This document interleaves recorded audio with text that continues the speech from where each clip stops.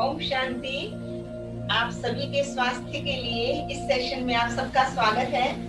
हमारी शुभ भावना, शुभकामना है आपके प्रति कि आप सभी निरोगी रहें, स्वस्थ रहें, चिरंजीवी हों। जीवेम शरदः शतम्, शृणुयाम शरदः शतम्, प्रब्रवाम शरदः शतम्।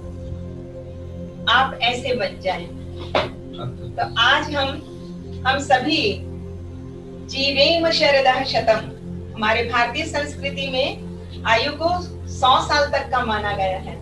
तो हम 100 साल तक जिए। जीवेम शरदः शतम्, शृणुयाम शरदः शतम्। 100 साल तक हमारी इंद्रियों से, हम कानों से सुनते रहे। प्रब्रवाम शरदः शतम्, हम प्रभावान रहें, ओजस्वी, तेजस्वी, वर्चस्वी रहें। ये हमारी सबकी शुभ भावना, शुभकामना है। तो कल हमने, जैसे वो प्रश्न आया था किसी बहन का कि वेरिकोज वेन की हमें प्रॉब्लम है, तो कुछ एक्सरसाइज उससे संबंधित बताई जाए। तो हमने कुछ एक्सरसाइज बैठ के करी थी।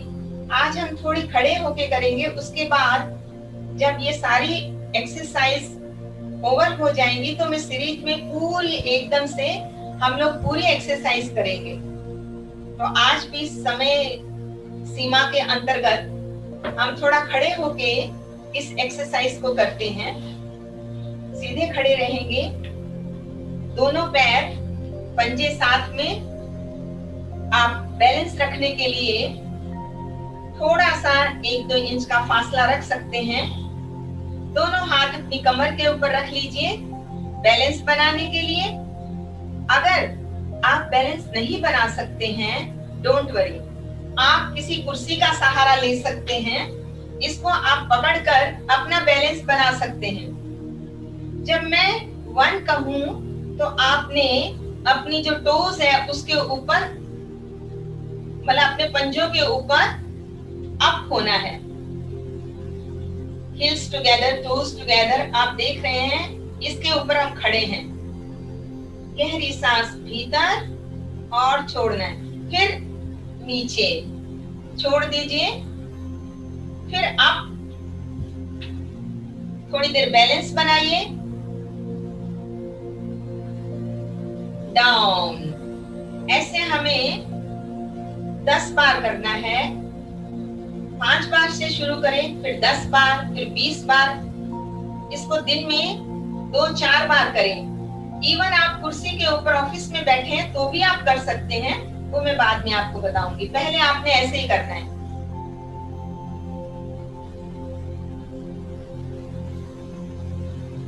सपोर्ट ले सकते हैं। Down, up, down, up, down. इसी प्रकार हम हिल्स के ऊपर भी बैलेंस करेंगे अपना। अब आगे से पंजे थोड़े ऊपर करेंगे ऐसे। डाउन, दबा दीजिए इसको। फिर आप बैलेंस बना के, बहुत अच्छे, कुछ लोग खड़े होकर कर रहे हैं, शाबाश, वेरी गुड। फिर आप करेंगे, छोड़ दीजिए। ऐसे इसको 5 से 10 बार अपनी कैपेसिटी के अनुसार, अपनी क्षमता के अनुसार करेंगे। आप धीरे धीरे इसे इंक्रीज कर सकते हैं। इसके पश्चात आप जो पैर है हमारा, ये घुटने से हम ऊपर करेंगे ऐसे, और इसका रोटेशन करेंगे।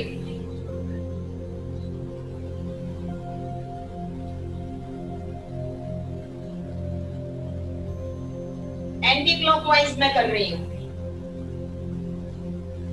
पैर नीचे छोड़ दीजिए, दूसरा पैर उठाइए, एंटी क्लॉकवाइज करिए, पैर को घुमाइए।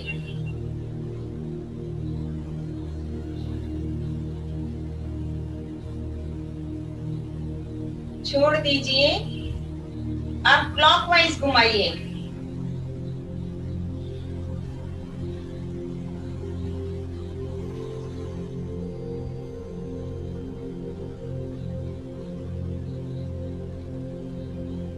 छोड़ दीजिए, इसी प्रकार दूसरे पैर से करेंगे।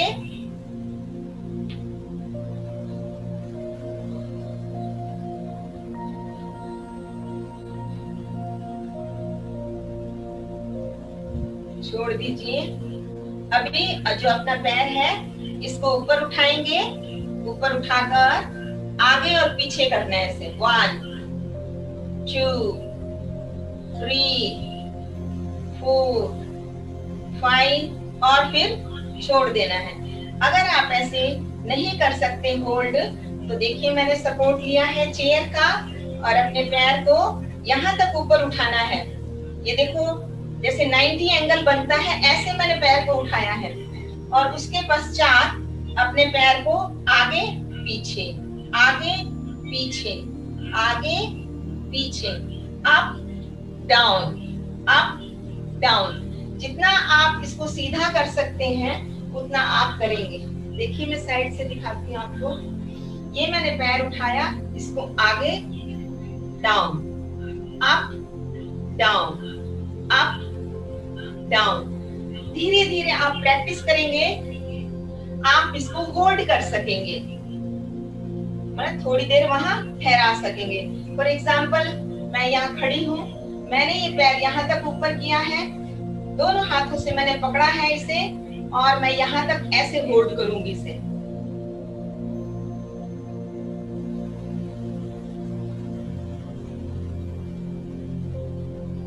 धीरे से छोड़ देंगे। इसी में आप जब बैलेंस बन जाए तो you can hold this on 1 2 3 4 5 6 7 8, जितनी देर रुक सकते हो उतना। 8 है, 10 है, 12 है, 20 है, अकॉर्डिंग टू योर कैपेसिटी आप से खड़ा कर सकते हैं। फिर इसी प्रकार कमर पे हाथ रखिए। जैसे हमने आगे पीछे यहाँ किया है, इसी तरह हमने पीछे पैर ले जाना है, पीछे की तरफ।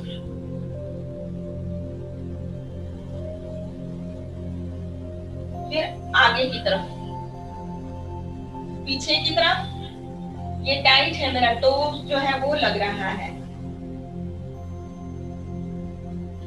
फिर आगे की तरफ। नहीं बैलेंस बन पाता, यहाँ करिए, फिर यहाँ ले आइए, सीधे खड़े हो जाइए। अपनी सांसों को देखिए, कोई चीख चल रही है, कोई परेशानी तो नहीं है, पल्पिटेशन तो नहीं है। थोड़ी देर खड़े होंगे, आंखें बंद करके गहरी सांस भीतर लेना और छोड़ देना। पुनः इसे रिपीट करना। पीछे ले जाना और देखो ये कितना टाइट है, सीधा है, घुटने से मुड़ा हुआ नहीं है। फिर आगे ले जाएंगे, आगे भी इसी तरह से करेंगे।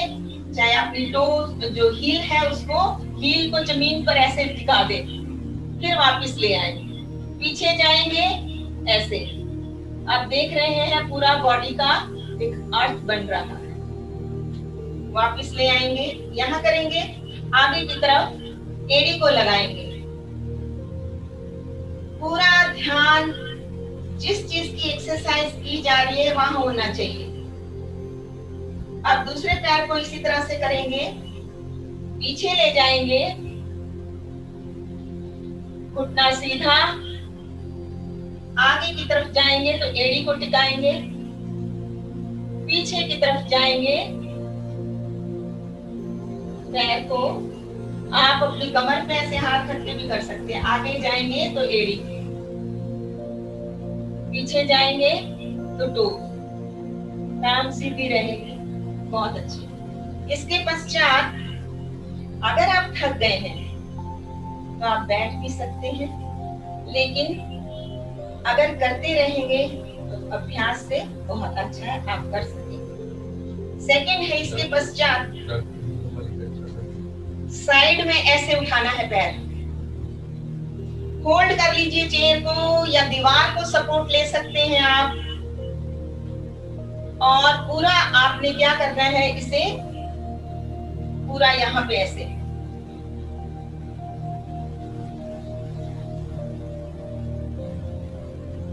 वापिस लाएंगे। इसी प्रकार दूसरी साइड में भी आप टांग को जितना ऊपर ले जा सकते हैं ले जाइए और छोड़ दीजिए। पुनः लेफ्ट लेग को ऊपर करेंगे, छोड़ दीजिए। राइट लेग को ऊपर करेंगे, छोड़ दीजिए। तो आपने देखा होगा पूरा यहाँ तक आपकी जो वेन्स हैं वो बहुत अच्छे मैडम मलिक लग रहे हैं, बहुत ही अच्छा कर रहे हैं। Very good, God bless you, very good. चलो नेक्स्ट है apart your both the legs, apart your both the legs. दोनों पैर खुले कर दीजिए, खुले कर दीजिए दोनों पैर और पवित्रा बनाएंगे। इट मीन्स कि जो मेरी लेफ्ट लेग की टो है उसको मैंने बाहर निकाल दिया है और राइट लेग वाली जो मेरी टो है वो पैर जो है वो सीधा है। लेफ्ट वाला पॉइंटिंग आउटसाइड, बाहर की तरफ पॉइंट कर रहा है। राइट वाला जो है वो जैसे मैं खड़ी हूं उस पोजीशन में है। अभी हम धीरे से इसको, ये जो आगे वाला पैर है इसको ऐसे निकाल लेंगे।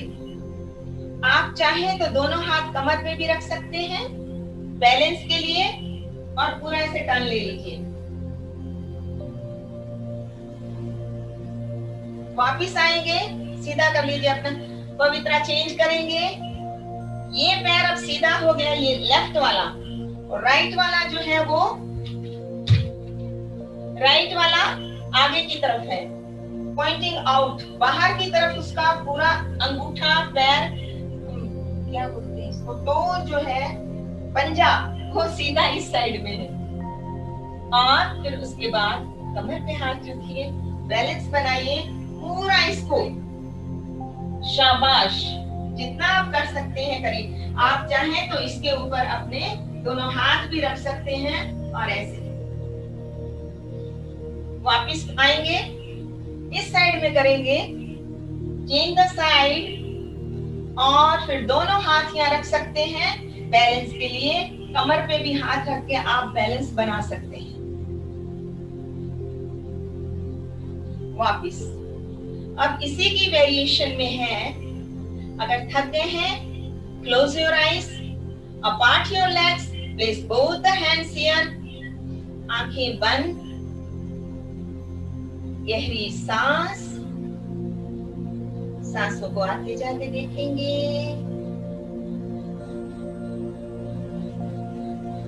जिस पार्ट की एक्सरसाइज की है उस पर होने वाली प्रतिक्रिया को बड़े गौर से देखेंगे।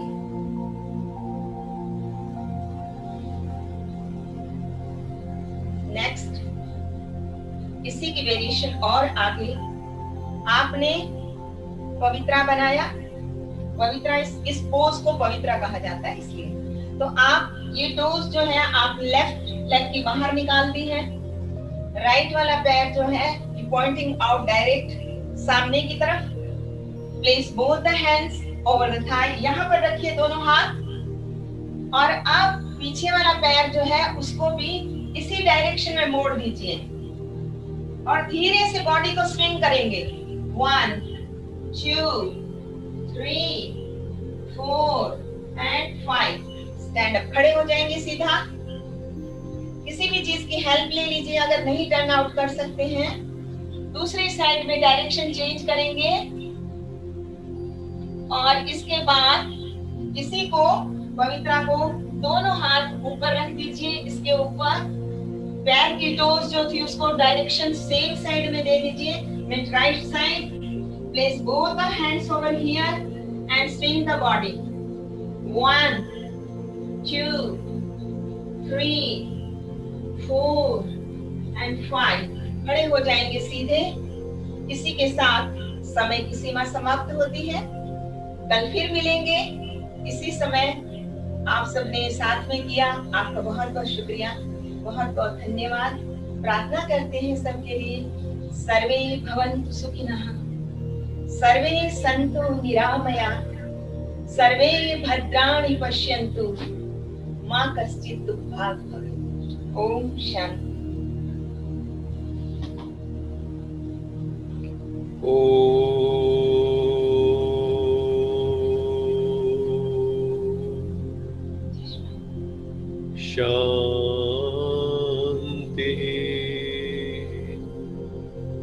सत्यम शिवम सुंदरम सच्चित आनंद स्वरूप सत श्री अकाल मूर्त परम पिता परमात्मा की परम प्रिय संतान, प्यारे भाइयों तथा बहनों, आप सब इस सेशन में जुड़ रहे हैं। आप सबका बहुत बहुत धन्यवाद। अभी हम थोड़ी देर मेडिटेशन करेंगे, उसके बाद आज क्वेश्चन आंसर सेशन है।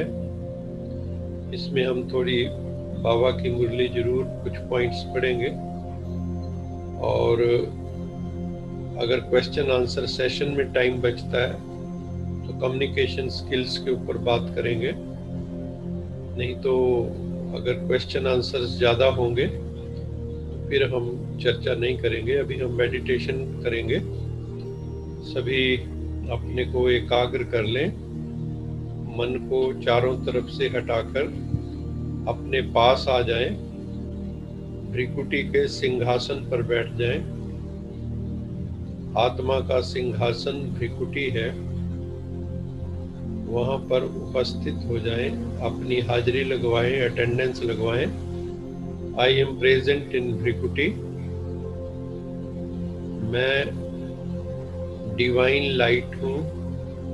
I am not body made up of 5 major elements. मैं आत्मा हूँ, नॉन मटेरियल हूँ, अभौतिक हूँ, अलौकिक हूँ, चैतन्य हूँ।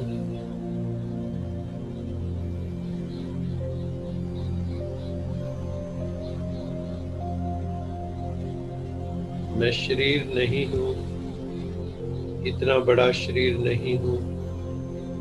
ये शरीर नाशवान है, मरण धर्मा है। मैं आत्मा अजर अमर अविनाशी हूँ।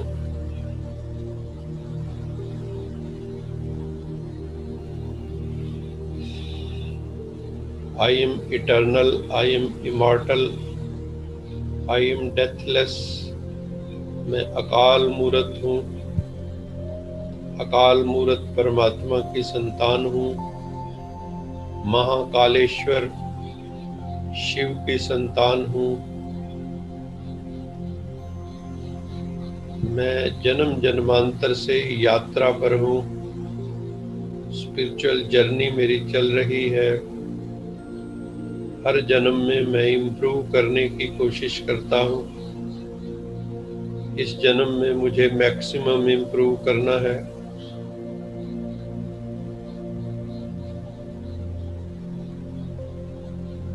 ये लाइफ हमें मिली है to attain excellence and perfection. जिंदगी में कमियां, कमजोरियां, अभाव, drawbacks, mistakes, personality loophole, सबको मिनिमाइज करना है। वर्चूज, वैल्यूज को मैक्सिमाइज करना है। मुझे श्रेष्ठ बनना है, मुझे परमात्मा जैसा होना है, मुझे सच्चिदानंद स्वरूप बनना है।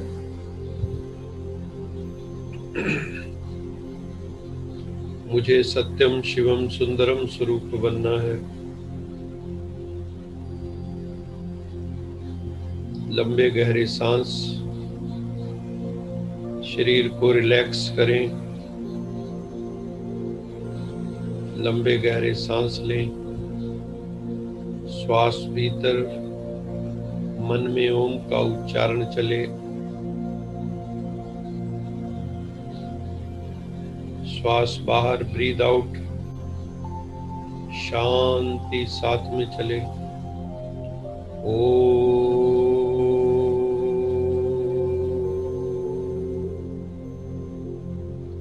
शांति।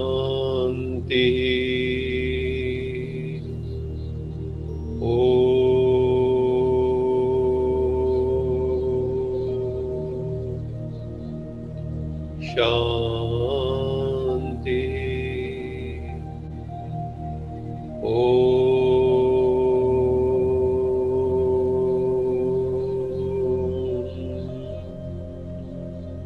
शांति। ऐसे लंबे गहरे सांस लेते रहिए। साथ में ये समझो कि मैं आत्मा श्वासों की साक्षी हूँ। I am witness to the breathing.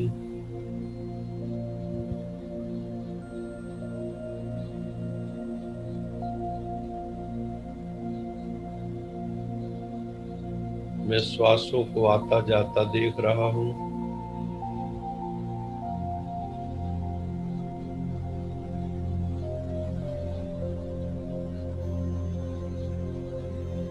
मन शांत हो रहा है। मैं शांत स्वरूप आत्मा हूँ। अपने अंदर ये भाव जागृत करें कि आई एम कूल एंड काम under all sets of circumstances. मुझे शांत रहना है। शांति मेरा स्वरूप है। शांति मेरा स्वधर्म है। मुझे शांत स्वरूप, मैं शांति के सागर की संतान हूँ। परम पिता परमात्मा सत्यम शिवम सुंदरम की हम सब पर असीम कृपा है।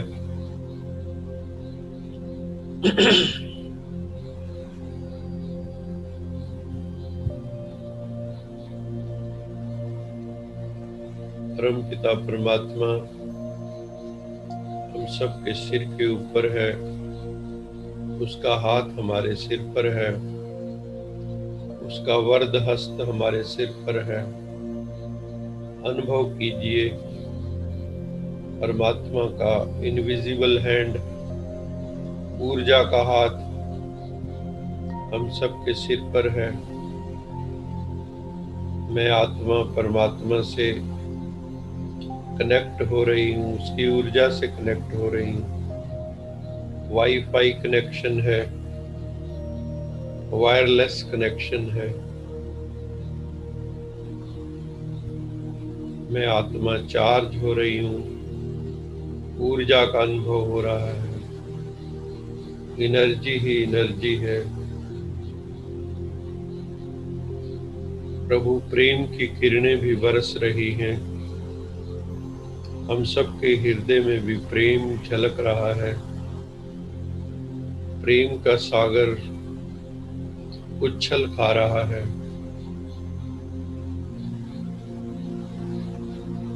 सारी मानवता के लिए प्रेम,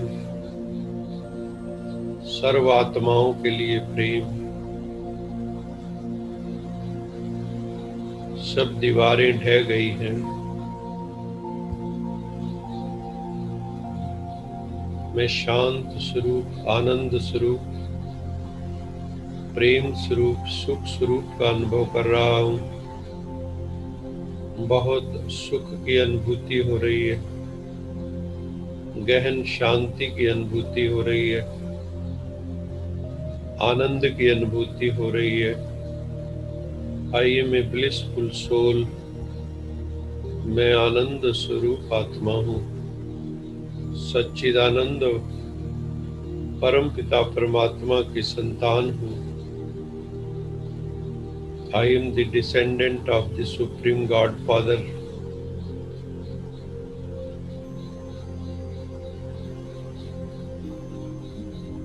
अपने भीतर ऊर्जा का अनुभव करें। अपने भीतर शांति का अनुभव करें। अपने भीतर प्रेम का अनुभव करें। मेरा हृदय प्रेम से भरा है। प्रभु प्रेम से, शिव प्रेम से भरा है। मेरा हृदय शिव की कृपा अकारण बरस रही है। अहेतु की कृपा है। परमात्मा की कृपा किसी हेतु से नहीं है, अकारण है, अनकंडीशनल है। परमात्मा की कृपा अनकंडीशनल बरस रही है। जैसे सूर्य से किरणें अनकंडीशनल बरसती, ऐसे परमात्मा रूपी सूर्य से भी अनकंडीशनल लव बरस रहा है। अनकंडीशनल ब्लिस बरस रहा है। उसकी अनुभूति कीजिए। हमें अनुभूति हो रही है। ऊर्जा की अनुभूति हो रही है। हम ऊर्जावान, शक्तिवान, ओजस्वी तेजस्वी बन रहे हैं। बहुत आनंद का अनुभव हो रहा है। आनंद ही आनंद है। प्रभु की हम सब पर असीम कृपा है। अगर कृपा ना होती तो हम सत्संग में नहीं बैठे होते, कहीं बाजारों में घूम रहे होते। ये प्रभु की कृपा है जो सत्संग अच्छा लगता है, उसकी असीम कृपा है। थैंक्स कीजिए, परम पिता परमात्मा का शुक्राना कीजिए और सदैव मुस्कुराते रहो। खुशियां ही खुशियां हम सब के जीवन में आए। परमात्मा आनंद का सागर है, खुशियों का सागर है। वो हम सब पर खुशियां बरसा रहा है, आनंद बरसा रहा है। सदा मौज में रहना है। दिल से शुक्रिया करो बाबा का। प्यारे शिव बाबा, आपका बहुत बहुत बहुत बहुत धन्यवाद। थैंक्स। आपने हमें अपनी तरफ लगाया है। हे प्रभु, आपका बहुत बहुत शुक्रिया। रामायण में भी है, सोई जाने दिस जेह जनाई, जानत तुम्हें तुम ही हो जाई। वही जान सकता है जिसे वो जना देता है, जिसे वो ज्ञान दे देता है, वही जान सकता है। सोई जाने जिस देह जनाई, जानत तुम्हें तुम ही हो जाई। और जब जान लेता है तो वो प्रभु जैसा हो जाता है, प्रभु सम हो जाता है। धीरे धीरे प्रभु के गुण हम सब आत्माओं के भीतर उतर रहे हैं। प्रभु के गुणों का अनुभव करो। ये प्रभु की कृपा है जो हम सब उसका अनुभव कर रहे हैं। हम सबको प्रभु ग्रेस का अनुभव होना चाहिए। जब आत्मा परमात्मा से हायर कॉन्शियसनेस में जुड़ जाती है तो we enter into plane of grace. हम उसकी कृपा क्षेत्र में पहुंच जाते हैं, जहां कर्म बंधनों से मुक्ति मिल जाती है, सब भयों से मुक्ति मिल जाती है, अभय स्थिति की प्राप्ति हो जाती है। Fearless state of mind, no worry, no tension, no फिक्र, नो गम, बस मौज, मौज ही मौज, आनंद ही आनंद, खुशियां ही खुशियां, कुमारी ही कुमारी। बस कुछ नहीं चाहिए, तेरे सिवा कुछ नहीं चाहिए।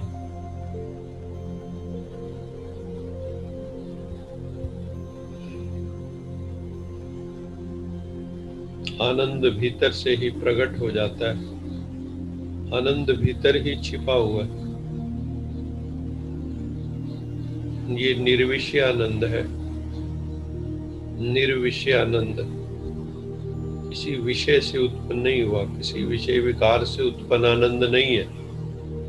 ये विषय आनंद नहीं है, ये परमानंद है जो बिना किसी इंद्रिय सुख के प्राप्त होता है। ये प्लेजर नहीं, ये ब्लिस है। इसके लिए किसी साधन की, किसी इंद्रिय की जरूरत नहीं। बड़े बड़े ऋषि मुनि इसी आनंद के लिए घर बार छोड़ जाते हैं। बस आनंद ही आनंद है, मौज ही मौज है, मस्ती ही मस्ती है, कुमारी ही कुमारी है। इस मौज का अनुभव करो, परमात्मा की उपस्थिति का अनुभव करो। Experience the presence of God Father Shiva, Shiv Baba का अनुभव करो, उसकी ऊर्जा का अनुभव करो। रोशनी ही रोशनी है, प्रकाश ही प्रकाश है, प्यार ही प्यार है, आनंद ही आनंद है, मस्ती ही मस्ती है। मेरा मन शांत हो गया, मेरा मन अमन हो गया, मेरा मन सुमन हो गया, बस मौज, बस खुशी, बस मस्ती। 1 मिनट तक इसी भाव दशा में बैठे रहे। अभी हम यश जी को निवेदन कर रहे हैं कि वो आए और हमें प्रभु प्रेम का एक गीत सुनाए, जिससे हमारी मस्ती और भी बढ़ जाए।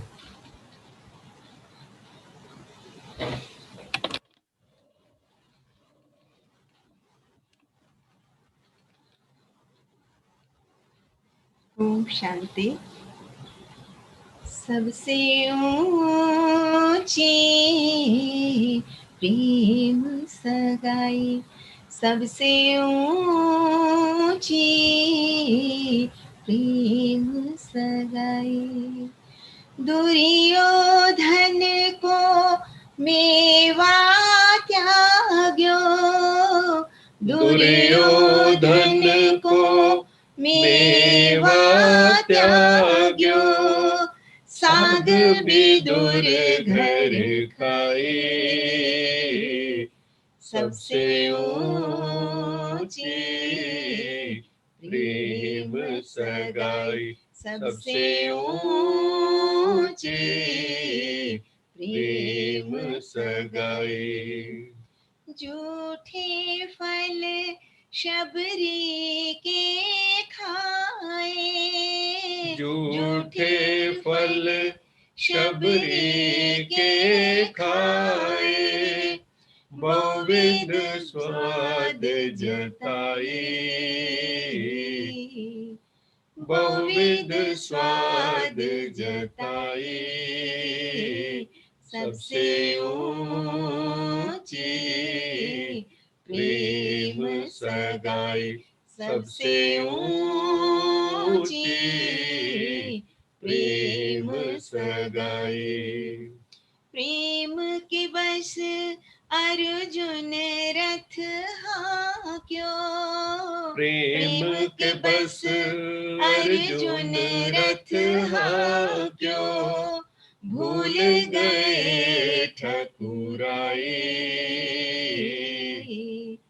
भूल गए ठकुराई। सबसे ऊंची प्रेम सगाई, सबसे ऊंची प्रेम सगाई। ऐसी प्रीत बढ़ी वृंदावन, ऐसी प्रीत बड़ी वृंदावन, गोपिन नाच नचाई, गोपिन नाच नचाई।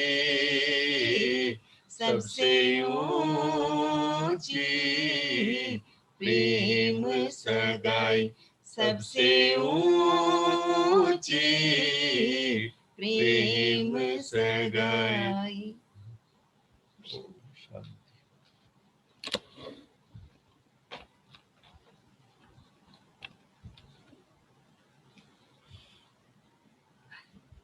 सबसे ऊंची प्रेम सगाई ये बहुत ही भावपूर्ण गीत है। प्रेम के वश इंसान क्या नहीं करता। विदुर का कहते हैं ना, साग खा लिया, तो ये सब प्रेम के है। शबरी के जूठे बेर खाए, ये प्रेम के वश होते हैं। सुदामा के तंदुल खा लिए, ये प्रेम के वश होता है। अर्जुन का रथ हांका, उसके सारथी बन गए, तो प्रेम से ही प्रभु को पाया जा सकता है। साच कहूँ सुन लेओ सभे, जिन प्रेम कियो तिन ही प्रभ पायो। गुरु गोविंद सिंह जी ने भी कहा कि मैं सत्य कहता हूँ, जिन्होंने प्रेम किया है उन्होंने ही प्रभु को पाया है। तो हमें भी सच्चे दिल से प्रभु प्रेम करना चाहिए, तभी हम प्रभु को पा सकते हैं, उसका आनंद ले सकते हैं जीवन में। अभी हम बाबा की मुरली के कुछ पॉइंट सुनकर फिर क्वेश्चन आंसर सेशन शुरू करने जा रहे हैं। मैं जल्दी कुछ पॉइंट्स मुरली के आप सबको सुना देता हूँ। ये भी बहुत जरूरी है, क्योंकि गॉडली महावाक्य हैं, ईश्वरीय महावाक्य हैं। इनसे हमारा जीवन सुधरता है, इनसे हमारा जीवन बहुत सुंदर हो जाता है। तो हमें जो है ये ईश्वरीय महावाक्य जो है जरूर सुनने चाहिए। तो हम रोज आजकल इसको शामिल करते हैं अपने उसमें। इससे जो है एक माहौल बन जाता है, एक आनंद का माहौल बन जाता है, एक खुशी का माहौल बन जाता है। ये जो महावाक्य हैं ये 1988 में शिवरात्रि के अवसर पर अव्यक्त बाबा ने हमें सुनाए थे। तो वो हम महावाक्य यहाँ पे रिपीट कर रहे हैं, रिवाइज कर रहे हैं। आज की मुरली शिवरात्रि के दिवस की मुरली है। शिव बाबा ने कहा कि आज के दिन शिव अवतरण के साथ साथ सृष्टि की आदि रचना ब्राह्मणों के अवतरण का भी दिन है। यहाँ ब्राह्मण हम रोज स्पष्ट करते हैं।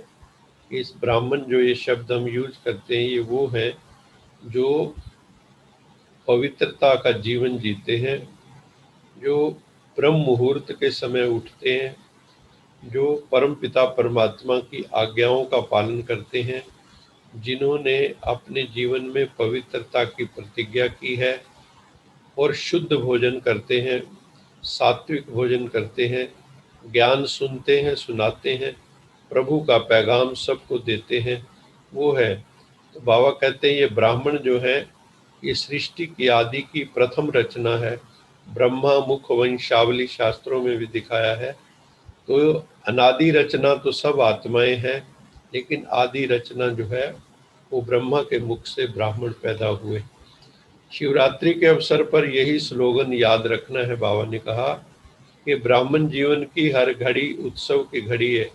ये जो हमारा स्पिरिचुअल लाइफ है, यहाँ पे ब्राह्मण जीवन का मतलब आप जो हम spiritual life, disciplined life, self restraint वाली लाइफ, आत्म संयम का जो जीवन हम जी रहे हैं, ये लाइफ, इसमें क्या याद रखना है कि इस जीवन की, इस गॉडली स्टूडेंटशिप की, जो हम गॉडली स्टूडेंट हैं, इसका हर घड़ी उत्सव की तरह सेलिब्रेशन है। जिंदगी हमारी जिंदगी अब संघर्ष वाली नहीं है, अब हर्ष वाली है। संघर्ष की जीवन नहीं है, अब हर्ष की जीवन है। क्यों? भगवान हमारे साथ है, उसका हाथ हमारे सिर पर है। जैसे बच्चे के सिर पे माँ बाप है तो बच्चा मौज में रहता है, तो वो हमारा परम पिता हमारे साथ है, तो हमारी मौज रहती है। हर घड़ी उत्सव की घड़ी है, हर समय सेलिब्रेट करो, आनंद में रहो। ब्राह्मण जीवन अर्थात सदा उत्सव मनाना। सदा उत्सव किसको कहते हैं? उत्साह में रहना, जील एंड जेस्ट, हर वक्त एंथुजियास्टिक, स्पिरिटेड, स्पिरिटेड जीवन हो। मुर्दा मुर्दा नहीं, मरे मरे से नहीं, थके थके नहीं, हारे हारे नहीं, ऐसी जिंदगी ना हो। हमारी जिंदगी उमंग उल्लास से भरी हुई है। हर कर्म में आत्मा को उत्साह में लाना है। जहाँ उत्साह होता है वहाँ कभी भी किसी प्रकार का विघ्न उत्साह वाली आत्मा को उत्साह से हटा नहीं सकता। कोई विघ्न भी आए तो परवाह नहीं करते कि हम उस विघ्न को पार कर ही लेंगे। लेकिन अगर हम आत्म बल को या आत्महीनता से सेल्फ डिफिडेंस में आ जाएंगे, कॉन्फिडेंस की बजाय अगर हम सिर्फ डिफिडेंट हो जाएंगे, आत्म संशय में आ जाएंगे, तो हम छोटा सा विघ्न भी पार नहीं कर सकते।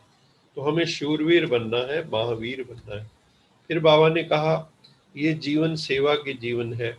जो सेवा करते हो तो मेवा भी मिलता है, और जो कुछ भी कर रहे हो उसको, जो ये जीवन है ना, चाहे दुख आए चाहे सुख आए, इसको खेल समझ के करो। हार जीत का जैसे खेल होता है, कभी हार कभी जीत, तो उसमें रोते नहीं है। पता है एक दिन हार है तो एक दिन जीत भी होगी। दिमाग पर कोई बोझ नहीं होना चाहिए।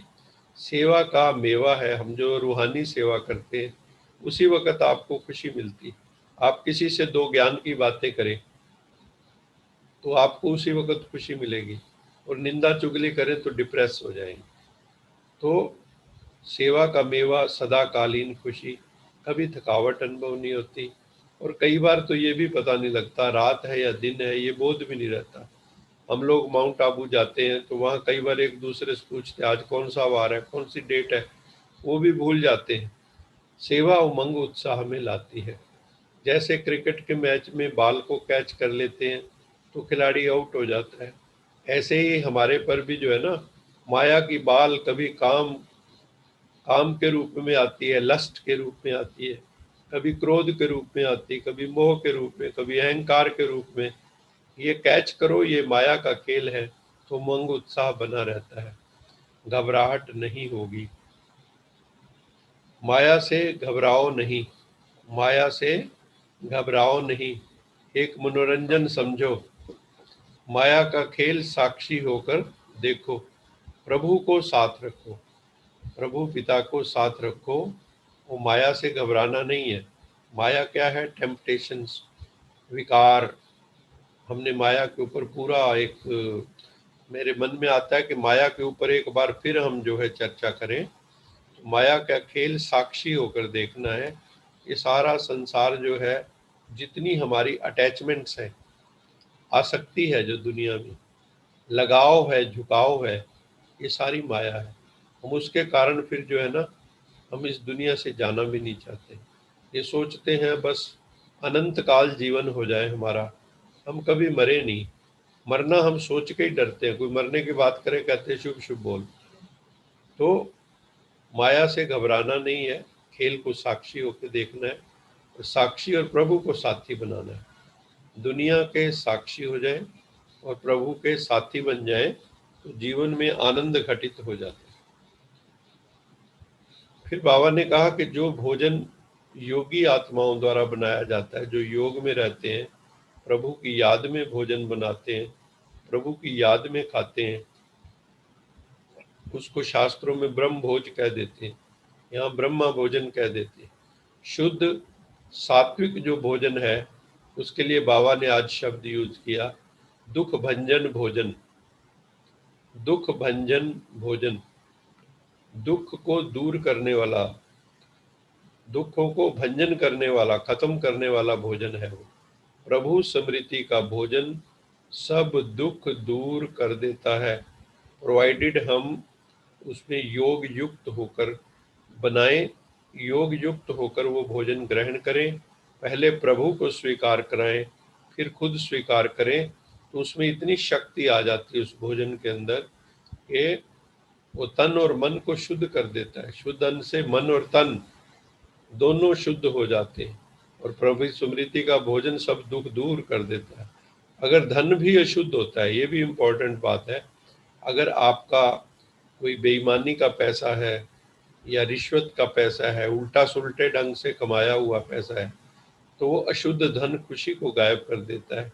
मैंने अपनी जिंदगी में देखा अभी तक की कि जिन लोगों ने काला धन या उल्टा कमाई करते थे, रिश्वत लेते थे, उनमें से कईयों की संतानें बहुत बिगड़ गई, और जिन्होंने बड़ी ईमानदारी से कईयों ने जिंदगी जी है, तो उनकी कईयों की संतानें तो बहुत ही वेल प्लेस्ड है। कोई आईएएस बन गए हैं, कोई कुछ बन गए हैं, मतलब कुछ ना कुछ टॉप पोजीशंस पर, कोई किसी कंपनी के सीईओ बन गए। तो जो शुद्ध अन्न है, ये भी बड़ा महत्वपूर्ण है। और शुद्ध धन से कमाया हुआ, ईमानदारी का जो होता है, उससे जो हम धन कमाते, चाहे थोड़ा थोड़ा हम यूज करें, थोड़ा खाएं, ईमानदारी का खाएं, तो वो जो धन भी अशुद्ध आता है, तो अशुद्ध धन भी खुशी को गायब कर देता है। वैसे भी कई लोग बोलते हैं चोरी का माल मोरी में, तो वो फिर हमें उल्टी जगह ले जाता है, वो चिंता ही जिंदगी में लेके आता है। तो हमारा धन भी शुद्ध होना चाहिए, हमारा अन्न भी शुद्ध होना चाहिए, हमारा मन भी शुद्ध होना चाहिए। तो फिर परम पिता परमात्मा से बुद्धि ना लगे, ये हो नहीं सकता। बुद्धि ना लगने का मेन कारण क्या होता है कि हमने जन्म जन्मांतर इतनी भूलें, इतने पाप, इतनी जो है ना सिंस कर लिए हैं। तो फिर उसके कारण जो है, जब योग में बैठते हैं तो मन और बुद्धि क्लीन नहीं होते, तो लाइन बुद्धि की क्लियर नहीं होती। जब मन बुद्धि क्लीन नहीं होते हैं, तो बुद्धि की लाइन क्लियर नहीं होती परमात्मा से। जैसे कई बार हम फोन लगाते हैं तो वो फोन लगता नहीं, इसी तरह से हम परमात्मा को फोन लगाते हैं कनेक्शन के लिए, उसका नंबर डायल करके मन बुद्धि से, तो वो फिर हमें जो है कनेक्शन जुटता नहीं है। तो कोई ना कोई बीच में नॉइज, विकारों की नॉइज, याद में बनाया हुआ और याद में स्वीकार किया गया अन्न बाबा ने कहा दवाई का काम करता है। और ऐसे प्रयोग होते हैं कि अगर आप जैसे यौगिक खेती करते हैं, जो माउंट आबू में बड़े एक्सपेरिमेंट हुए, यौगिक ऑर्गेनिक खेती, यौगिक ऐड कर दिया, ऑर्गेनिक से भी अगली स्टेज है यौगिक खेती। वहाँ खेत में जाके बैठ के मेडिटेशन करते हैं, जब बीज बोते हैं तो उनकी सीजनिंग करते हैं मेडिटेशन से, मेडिटेशन करके उन बीजों को बोते हैं। तो माउंट आबू में उसके जाके रिजल्ट्स देख सकते हैं। हमारे यहाँ करनाल से भी एक साइंटिस्ट उससे जुड़े हुए थे, शायद DWR से थे, तो वो उन्होंने फिर पेपर भी पब्लिश किया कि उनकी जो दाने की लंबाई है वो ज़्यादा है दूसरों से। तो मेडिटेशन का इम्पैक्ट जो है, अगर हम मेडिटेशन करके बीज बोते हैं तो उसके ऊपर भी इम्पैक्ट आता है। तो ये चीज़ प्रूवन है साइंटिफिकली। याद में बनाया हुआ और याद में स्वीकार अन्न दवाई का काम भी करता है और दुआ का काम भी करता है। इसलिए याद का अन्न कभी नुकसान नहीं कर सकता। अगर याद में खाया हुआ अन्न है तो कभी नुकसान कर नहीं सकता।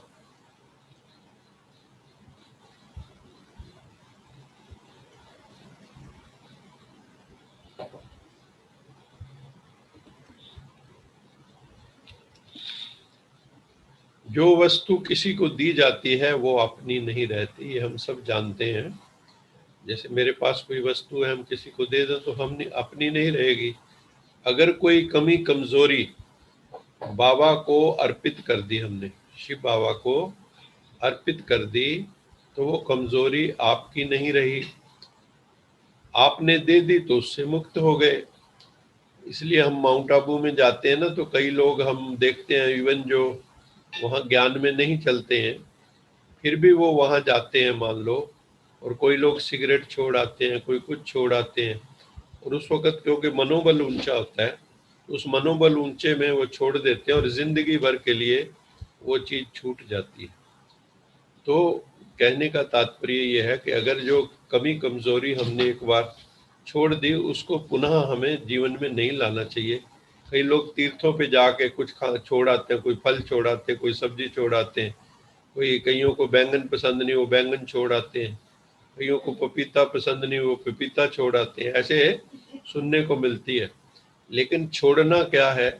अपनी बुराइयों को छोड़ना, और वो भी प्रभु अर्पित कर दें, एक पक्के मन से, पक्का दिल करके कि बस मैंने ये अपनी कमजोरी आज प्रभु को दे दी, और प्रभु को कहो मेरी मदद भी करना, तो वो मदद भी करते हैं अगर हमने सच्चे दिल से किए।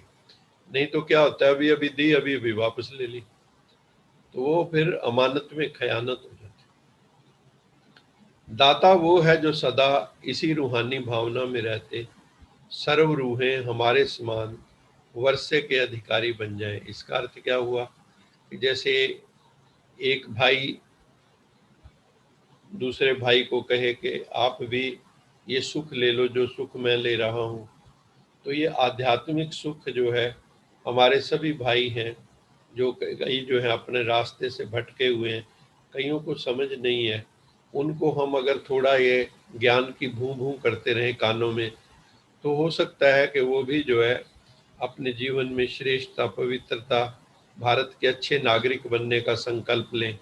वो किसी भी कमियों, कमजोरियों, अवगुणों को नहीं देखते, बल्कि अपने गुणों का, शक्तियों का सहयोग उनकी कमियों को दूर करने में करते हैं। तो हमारे जो भाई हैं, उनके अंदर मान लो कोई कमियां, कमजोरियां हैं, तो हमें उनके प्रति घृणा का भाव नहीं होना चाहिए, करुणा का भाव होना चाहिए, कंपैशनेट हमें होना चाहिए। और अगर हम उनकी कोई हेल्प कर सकते हैं उन कमियों को दूर करने में, ज्ञान द्वारा, गुणों द्वारा, शक्तियों द्वारा, तो हमें उनको सहयोग देना चाहिए, क्योंकि योगी जो है वो सहयोगी होता है। तो उनकी भी कमियां दूर हो जाएंगी, और अच्छे आदमी के साथ रहने से दूसरों की कमियां अपने आप दूर भी होने लगती हैं। उनकी यही शुभकामना रहती है कि सभी सदा शांत हो जाएं, सभी सुखी हो जाएं, सर्वे भवन्तु सुखिनः हो जाए, सभी संपन्न हो जाएं, किसी के जीवन में किसी चीज का अभाव न रहे। ये लास्ट स्लाइड है। इसके बाद प्रश्नोत्तरी। हमें हर श्वास में, हर संकल्प में सेवा करनी है। बस सोते जागते उठते बैठते बस एक ही संकल्प हो, सेवा सेवा सेवा। कोई नहीं सामने तो मन से सेवा करते हैं, उसको मनसा सेवा हम बोलते हैं। बाबा ने कहा है बच्चे मन से सेवा करो, सबको शुभ भावना शुभ कामना भेजते रहो, सबको जो है वाइब्रेशंस भेजो, हीलिंग के वाइब्रेशन भेजो, सुख के वाइब्रेशन भेजो, प्रेम के वाइब्रेशन भेजो, सबको हील करो। तो इससे तुम्हारी अपनी स्टेट ऑफ माइंड भी बहुत अच्छी रहेगी। मनसा वाचा कर्मणा, मन से वाणी से कर्म से सेवा करने वाले ही निरंतर सेवाधारी हैं। तो हमें निरंतर सेवाधारी बनना है। ये दो बातें मैंने सुबह कहीं पढ़ी थी, तो मेरा मन हुआ कि आप सबके साथ शेयर करूं। मुझे बहुत अच्छी लगी तो मन हुआ कि आपके साथ शेयर करता हूं। माना दुनिया बुरी है, हम सब कहते हैं दुनिया बहुत बुरी है, दुनिया बहुत बुरी है। माना दुनिया बुरी है, हर तरफ धोखा है, हम कहते हैं सब तरफ धोखा है, धोखेबाज लोग हैं। माना दुनिया बुरी है, हर तरफ धोखा है, लेकिन हम तो अच्छे बने, हमें किसने रोका है? लेकिन हम तो अच्छे बने, हमें किसने रोका है? तो इस भाव से हमें आगे चलना चाहिए। दूसरा जो है किसी ने शिव बाबा के लिए लिखा है, बहुत ही सुंदर है इसमें भी भाव। इस कदर दिल में बसे हो शिव साजन, शिव को साजन के रूप में लिया है। इस कदर दिल में बसे हो शिव साजन, कब ये दिल तुम्हारा हो गया खबर ही नहीं हुई। कब ये दिल तुम्हारा हो गया खबर ही नहीं हुई। इस कदर दिल में बसे हो शिव साजन। तो परमात्मा हमारे दिल में इस कदर बस गया है, ये दिल अब उसका हो गया है, उस दिल वाले का, उस दिलवर का। अभी हम सब जो है प्रश्नोत्तरी करेंगे। प्रश्न मेरा ये है कि साइंस में ऐसा कहते हैं कि हम ह्यूमन बींग्स खाली एक 1 या 2% पोटेंशियल का यूज करते हैं। हमारा जो पोटेंशियल होता है उसका बहुत ही माइनर परसेंट यूज करते हैं। एंड स्पिरिचुअलिटी में हमने देखा, जैसे श्री विवेकानंद जी थे, वो खाली पन्ने पलट के ही पूरी किताब पढ़ लेते थे। जी। हम जैसे जो लोग हैं उनको एक जैसे बुक अगर रीड कर रहे हैं तो 1 वीक लग जाता है। और कई बार कितनी एक्टिविटी होती है जो हम चाहते हैं एब्जॉर्प्शन पावर बढ़े, लेकिन एक लिमिट के बाद आगे नहीं बढ़ पाती है। जी जी। तो जो माइंड की अंडरस्टैंडिंग है और जो हमारा इम्प्लीमेंटेशन है उस पोटेंशियल को रियलाइज करने के लिए, एक तो आपने बताया मेडिटेशन, फिर सुबह उठने का आपने बताया, और कोई रास्ता हो तो आप प्लीज बताएं जिससे हमारा तो ऐसा है जी। जो विवेकानंद जी की ये पावर दिखाते हैं कि वो एकदम ही स्कैन थ्रू करके और उसको उसका जो जिस्ट है उनकी अंतरात्मा में बस जाता था। उसका कारण सिंपली ये है कि एक तो उनके भीतर, आपको पता ही होगा, जब उस रामकृष्ण परमहंस जी के पास गए थे तो रामकृष्ण परमहंस जी को उन्होंने कितना रुलाया था। आपको शायद अगर आपने उनकी वो जीवनी पढ़ी हो, उनका चरित्र पढ़ा हो, तो उसमें वो सब दिया है कि रामकृष्ण परमहंस को तो पता लग गया था कि ये पूर्व जन्मों के योगी हैं, तपस्वी हैं, इन्होंने बहुत तप किया हुआ है। लेकिन वो इतने आर्गुमेंटेटिव थे, जो स्वामी विवेकानंद थे, नरेंद्र थे जो उस वक्त, नरेंद्र देव, तो वो उस वक्त इतने आर्गुमेंट्स करते थे और उसके इतने शार्प आर्गुमेंट्स होते थे, तो वो कोई भी उनका जवाब नहीं दे पाता था। लेकिन रामकृष्ण परमहंस ने उनको एक बार जब उन्होंने पूछा कि आपने भगवान को देखा है, तो उन्होंने कहा यस मैंने देखा है, ऐसे ही देखा है जैसे तुझे देख रहा हूँ। तो उसने कहा क्या आप मुझे अनुभव करा सकते हो? तो उन्होंने कहा हाँ मैं करा सकता हूँ। तो उन्होंने उनके भ्रिकुटी में हाथ रखा और वो ट्रांस में चले गए और उन्होंने जो है उस वक्त उनकी एक तरह से बताते हैं कि समाधि लग गई। तो उसके बाद क्या है, एक तो वो पैशनेट शुरू से ही बहुत थे और दूसरा जो है उनकी एकाग्रता अद्भुत थी। आप ये कह सकते हो कि वो गॉड गिफ्टेड, उनके अंदर कंसंट्रेशन ऑफ माइंड थी। वो जल्दी डिस्ट्रैक्ट नहीं होते थे किसी चीज से। हम लोगों का क्या है कि हम लोगों के आसपास कोई छोटी सी भी हलचल हो रही हो, हम लोग उसी वक्त डिस्टर्ब हो जाते हैं। हम कहते हैं पहले ये सारा कुछ शांत होना चाहिए तब मेरा मन शांत होगा। तो वो तो इस ढंग के बन जाते हैं ऐसी आत्माएं जो है कि वो चारों तरफ ढोल भी बज रहे हो ना तो वो अपने, अगर उन्होंने ध्यान करना है तो ध्यान कर सकते हैं। ऐसा उनका अपने आप में लौटना उनको आ जाता है। तो यहाँ जो उनके अंदर एक विशिष्ट योग्यता है वो है कंसंट्रेशन ऑफ माइंड, और जिस वक्त वो जहाँ होते हैं वहीं होते हैं। आप भी अगर ऐसे हो जाएंगे कि जब आप किसी चीज को पढ़ रहे हैं और उस वक्त आप वहीं उपस्थित हैं और आपको जो है और दुनिया का बोध नहीं है, पूरा उसको समझने में लगे। हम भी ये अपने जीवन में, I was a meritorious student through out. 5th से स्कॉलरशिप शुरू हुआ, 5th 8th 10th 12th BSc MSc PhD सब स्कॉलरशिप। तो स्कॉलरशिप क्यों आता रहा? क्योंकि कंसंट्रेशन ऑफ माइंड अच्छा था और जो लिखते थे वो समझ के लिखते थे। तो इसी तरह से अगर हम कंसंट्रेशन ऑफ माइंड अच्छा हो, उस वक्त तो हम मेडिटेटिव भी नहीं थे जब हम छोटी क्लासों में पढ़ते थे, लेकिन कंसंट्रेशन ऑफ माइंड अच्छा था। तो अगर हम कंसंट्रेशन ऑफ माइंड, हमारा मन की एकाग्रता अच्छी हो, और अगर it couples with meditation, concentration coupled with meditation, तो सोने पे सुहागा हो जाता है।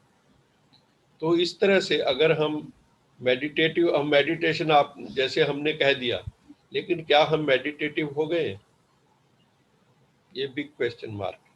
अभी हमने मेडिटेशन का अनुभूतियां अभी नहीं हुई हैं हमें, क्योंकि हमें अभी साधना काल थोड़ा हुआ है। जी। लेकिन जैसे हम लोग बहुत साधना काल हमारा लंबा हो गया, हमने दीर्घकालिक अभ्यास भी किए, हमने 6-6 घंटे लगातार बैठ के भी मेडिटेशन किया, एक बार 13 घंटे बैठ के भी लगातार मेडिटेशन किया, पूरी रात एक बार मेडिटेशन किया।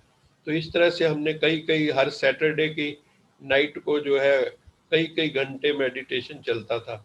तो उससे क्या होता था कि वो जो मन है वो ठहरना शुरू हो जाता था, और आपकी जो इंटरनल फैकल्टीज हैं जिसकी आपने चर्चा की, वो विवेकानंद की पूर्व जन्मों में ही जागृत हो चुकी थी। और इस जन्म में तो एक अवसर मिला उन्होंने, इसलिए ये हम एक दूसरे को कंपेयर तो नहीं कर सकते हैं। हर एक की योग्यता अलग अलग है, हर एक चेतना के अलग अलग धरातल पे खड़ा है, लेकिन कुछ बेसिक प्रिंसिपल्स हैं, उनको अगर हम धारण जीवन में कर लेते हैं तो हम, हमारा भी जो है ना जीनियस जिसको कहते हैं अंदर छिपा हुआ, जैसे आइंस्टीन वगैरह या एडिसन वगैरह जिन्होंने 1000 के लगभग इन्वेंशंस कर दी, तो ये भी तो हम हमारे तुम्हारे जैसे ही थे ना, लेकिन इनकी जो है लेटरल थिंकिंग डेवलप हो गई थी। हम लोगों की लेटरल नहीं थिंकिंग डेवलप होती, we people have formatted thinking. हम लोगों की फॉर्मेटेड थिंकिंग है, हम अनफॉर्मेटेड थिंकिंग में जाते ही नहीं। हम एक दायरे के अंदर, कई बार जो हम लोगों को सुना दिया गया हम उसी के अंदर जो है घूमते हैं। लेकिन जो लोग रिसर्च करते हैं, नई चीजें देते हैं, उनकी लेटरल थिंकिंग डेवलप हो जाती है, तो हम उनको जीनियस कह देते हैं। आजकल भी आपने देखा होगा कई बच्चे, एक कोई राजस्थान में कोई कहाँ दिखाते हैं, टैलेंटेड बच्चे, अभी छोटी उम्र है लेकिन ऐसी ऐसी चीजें कर रहे हैं। तो हम अगर ये सोचना शुरू करें कि हम क्यों नहीं कर पाए, तो ऐसा होता नहीं है। कुछ फ्लैशेस हर एक की इंडिविजुअल होती हैं। तो हम लोग भी अगर ये विधि करते रहें, धीरे धीरे धीरे धीरे रे मना धीरे सब कुछ होए, माली सींचे 100 घड़ा ऋतु आए फल होए। हाँ, हम मान लो सोचें कि ओवरनाइट हो जाए, ओवरनाइट नहीं होगा। अगर माली सोचे एक दिन में मैं 100 घड़े पानी दे देता हूँ और रातों रात फल आ जाएगा, नहीं होगा। तो हमें भी धैर्यवत चलना होगा, पेशेंस से चलना होगा, लगातार चलना होगा, रुकना नहीं होगा। तब और तब ही हमारी जो ये मंजिल प्राप्त होगी। और आपका जो क्वेश्चन है कि हमारा जो मनोवैज्ञानिक दृष्टि से, कोई कहता है 5%, कोई कहता है 7%, 5% क्या, हमारा 3% भी कई कहते हैं नहीं डेवलप हुआ है, 97% अनटैप्ड है। ऐसे जेनेटिक्स में भी कहते हैं कि हमारा डीएनए बहुत थोड़ा है, बाकी जंक है।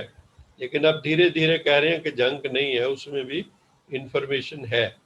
तो हम जैसे जैसे अपने आप को मेंटली इवॉल्व करते हैं, किसी चीज़ के पीछे पड़ जाते हैं, तो हमारी फैकल्टीज अनफोल्ड होने लगती हैं। अभी हम जो है एक उस डीप लेवल पे कभी जाके हमने सोचा ही नहीं, हम लोग उस गहराई में कभी गए ही नहीं। हम लोग बड़ी शैलो थिंकिंग है हमारी, बहुत शैलो, बहुत ऊपर ऊपर सुपरफिशियल थिंकिंग है हमारी।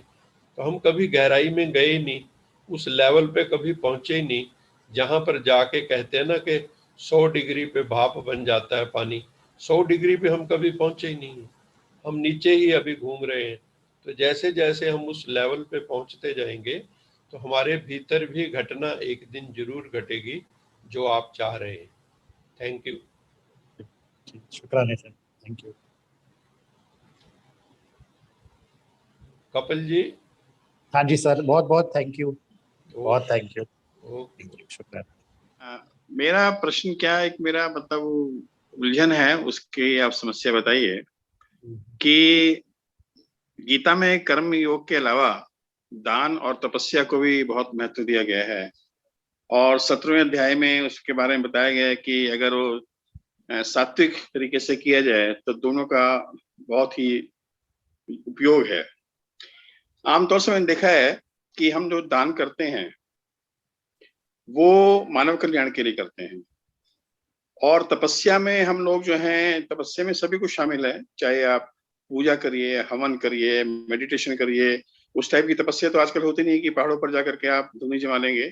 जो हमारे सांसारिक जीवन की तपस्या है वो यही तपस्या है, चाहे वो भगवान का नाम हो, पूजा हो, आरती हो, हवन हो या मेडिटेशन, तो मैं उसको सारे को तपस्या ही मानता हूँ। अब क्या है कि जो हम दान करते हैं उसमें दोनों ही चीजें ये परमार्थ, अपना परमार्थ सुधारने के लिए हैं। लेकिन जब हम दान करते हैं तो हम मानव कल्याण के लिए मानवता से जुड़ते हैं, और जब हम कोई तप करते हैं, तपस्या करते हैं, किसी भी टाइप की हो वो, उसमें हम परमात्मा से जुड़ते हैं, उसके एक लिंक बनाते हैं आत्मा परमात्मा का। तो दोनों में से कौन सी चीज ज्यादा इंपॉर्टेंट है, दान जिसमें हम सीधा मानवता से जुड़ रहे हैं, या तपस्या जिसमें हम भगवान से जुड़ रहे हैं? दोनों इम्पोर्टेंट है अपनी अपनी जगह। ऐसा नहीं है कि एट द कास्ट ऑफ एक की जगह दूसरा ले सकता है, वो भी इम्पोर्टेंट है। We should be social also, हमें सोशल कंट्रीब्यूशन भी करना है, लेकिन सोशल कंट्रीब्यूशन वही कर सकता है जो कनेक्टेड है, क्योंकि उसकी अंतरात्मा इतनी डेवलप हो जाती है और दूसरों के लिए कंपैशनेट हो जाती, कंसर्न हो जाती है, एम्पैथेटिक हो जाती है कि वो उसके अंदर से ऐसा भाव जागना शुरू हो जाता है जब वो परमात्मा से जुड़ता है। तो एक तो उसकी अपनी जो पैटी ईगो है ना, वो समाप्त होनी शुरू हो जाती है। कई बार जैसे आपने अभी एक बात कही दान की, दान अगर वही आपने सात्विक दान साथ में कहा तो वो अच्छी बात हो गई। अगर मान लो राजसिक जो तामसिक वगैरह दान कोई करता है तो उसमें क्या होगा कि कई बार हमारा अहंकार बढ़ने के चांस होते हैं। हमने दान किया तो साथ में हम एक ना अपना अहम जोड़ दिया और सबको बताते घूमते हैं कि मैंने इतना दान किया, मैंने इतना दान किया, ताकि उसके बदले में मुझे यश मिले, उसके बदले में मुझे लोग कहें अरे ये तो बहुत बड़े दानी है। ज्यादातर होता भी है, हम दिखावे का दान करते हैं।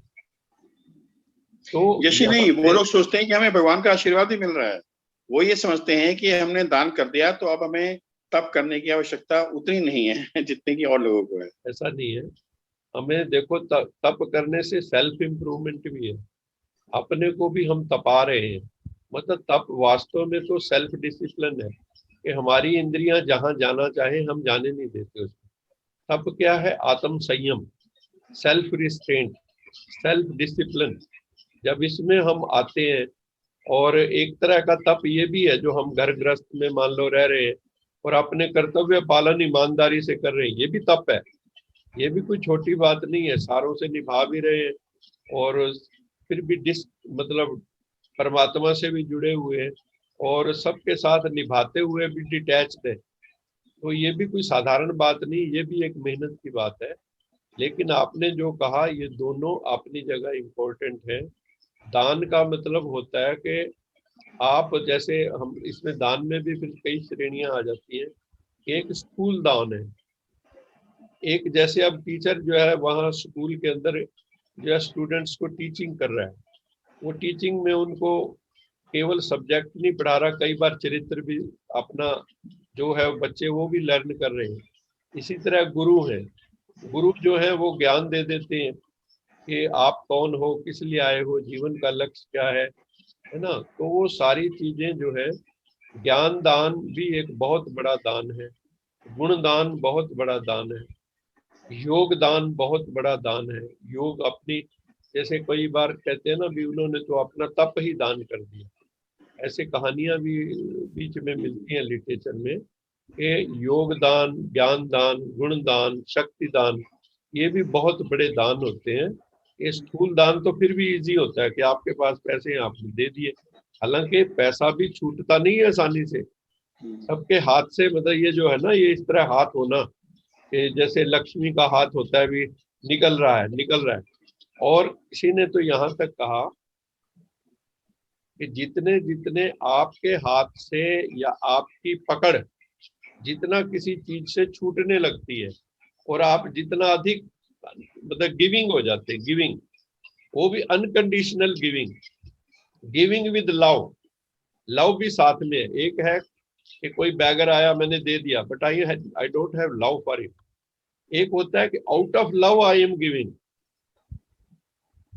मेरा अंदर इतना प्यार जागृत हो गया, इतनी करुणा जागृत हो गई कि मैं दिए बिना रह नहीं पा रहा हूँ, मुझे पीड़ा हो रही है अगर मैं नहीं दे रहा हूँ। किसी को देखा मैंने, करुणावश मैं दे रहा हूँ। तो ये स्टेट ऑफ माइंड बड़ा इंपॉर्टेंट है। वट एवर वी डू, जो भी हम करते हैं उसमें हमारी मानसिक दशा क्या है, हाँ, वो बहुत महत्वपूर्ण, इंटेंशंस क्या है।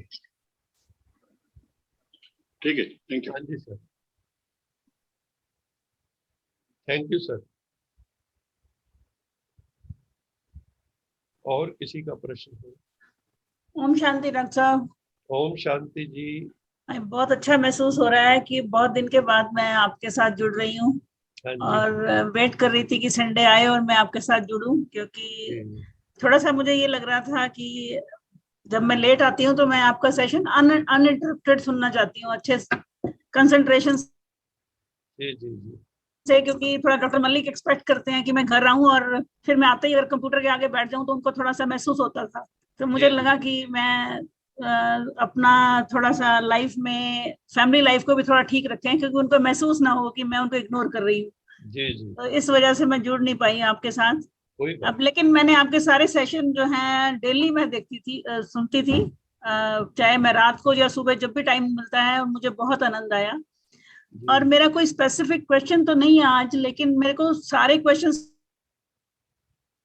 के आंसर्स मिलते जा रहे हैं सर। पर मैं ये बड़ी हैरान हूँ कि आपके सेशन अटेंड करने के बाद मुझे लगता है कि मैंने पहले क्यों नहीं आपके साथ ये वाले सेशंस वगैरह ये सुने, या आपको ज्यादा क्यों नहीं सुना, कि you have made my life very easy and I feel very energetic, I feel very happy, I feel very what should I say that कोई भी चीज जो है वो मुझे वैसे इफेक्ट नहीं करती जैसे मुझे पहले करती थी। तो मुझे सबसे बड़ा लेसन आपसे ये मिला है कि हमें किसी के बारे में कंप्लेंट नहीं करनी चाहिए, चाहे कैसे भी सर्कमस्टांसेस हैं। सर्कमस्टांसेस तो वही रहेंगे और वो कभी चेंज होने वाले नहीं है। ये मुझे आपका सबसे बड़ा लेसन जो है, जो मुझे ये मिला है कि we have to change ourselves. जब हम अपने आप को चेंज करते हैं तो परिस्थितियां सारी चेंज होनी शुरू हो जाती हैं। So that is the way of life, sir. That I am probably, it is too late for me to learn these things. I am such a now grown-up person, but still I am learning from these basic things which probably we had been ignoring earlier. So जैसे office life में भी मैं बड़ी जल्दी disturb हो जाती थी कि कोई मुझे समझने की कोशिश क्यों नहीं कर रहा। अगर हम कई बार थोड़ी हमारी इंटेंशंस ठीक होती हैं, but the other person reacts, और हम भी वैसे ही कई बार उसको उस तरीके से लेते थे। अब मुझे लगा कि वो सर्कमस्टांसेस अपने आप ही चेंज होते हैं, ऑटोमेटिकली चेंज होते हैं। जब हम ये सोचते हैं कि ये जो बंदा है अगर वो ऐसे रिएक्ट कर रहा है तो प्रोबेबली जैसे एक बीमार आदमी हमारे सामने होता है, जैसे हम उसको थोड़ा वो उस तरह से लेते हैं कि उसको डिस्टर्ब नहीं करते। तो हमें भी ऐसे सिचुएशंस को कई बार वैसे सोचना चाहिए कि प्रोबेबली उनकी मेंटल स्टेट ठीक नहीं है, तो we should be very compassionate that time, so that resolves the problem। and थोड़े अपने हमारा probably conscious, जो हमारा conscious level था वो इतना high नहीं था। probably मुझे लगता है कि basically the fault is with us, कि हमारे पास हर चीज का सोल्यूशन हमारे अंदर है, and if we look within we can find out all the solutions. So you have made us very, very light, very, very, I'm so happy and I can deal with my life so well now. It's only